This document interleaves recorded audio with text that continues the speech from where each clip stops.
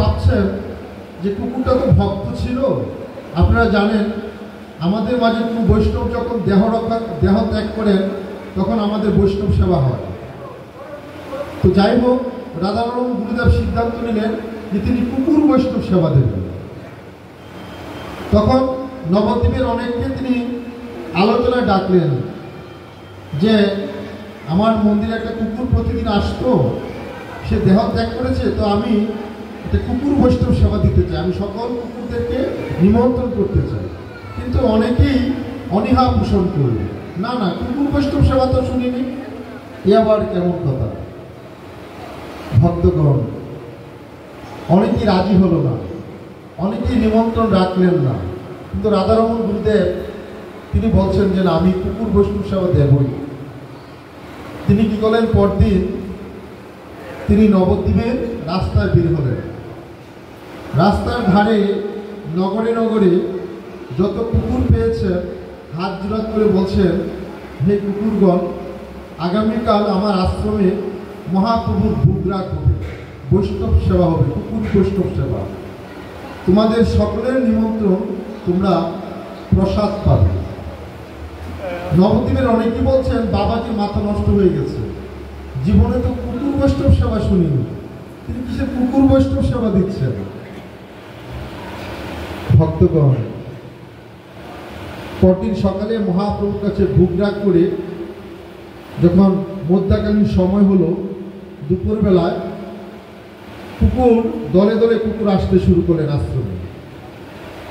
রাধারমণ গুরুদেব সমস্ত কুকুরদেরকে আসন দিলেন বসার জন্য। আস্তে আস্তে 600 কুকুর এসেছিল, 600 কুকুর। সবাইকে প্রসাদ দিলেন, সবাই প্রসাদ পেলেন। রাধারমণ গুরুদেব কুকুরদেরকে বৈষ্ণব জ্ঞানে প্রণাম জানিয়ে তাদেরকে যার যার বাসস্থানে চলে যাওয়ার জন্য অনুরোধ করেন। সমস্ত কুকুর চলে গিয়েছে। রাধারমণ গুরুদেব সন্ধ্যাকালীন সময়ে মন্দিরে আরতি দিয়ে যখন তিনি রাত্রি যাপন করতে গেলেন, নিদ্রায় গেলেন, গভীর রাত্রে তিনি স্বপ্ন দেখছেন। দেবতারা বলছেন, রাধারমণ, তুই যে আজকে কুকুর বৈষ্ণব সেবা দিয়েছিস, জানিস আমরা সমস্ত দেবতারা কুকুর রূপ ধারণ করে মহাপ্রভুর তৎপ্রসাদ পেয়েছি তোমার আশ্রমে।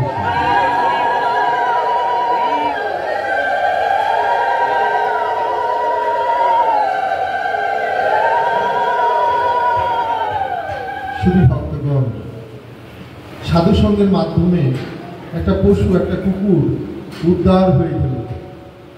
আসুন আজকের এই সম্মেলনের মাধ্যমে, আজকের এই সাধু সঙ্গের মাধ্যমে, আজকের এই আপনাদের মতো গৌর ভক্তদের চরণধুলির মাধ্যমে আমাদের মতো পাপি তাপি যেন হরির নাম করতে করতে একদিন ভব পার হতে পারি, এই আশা রেখে আজকে এখানে বিশ্রাম।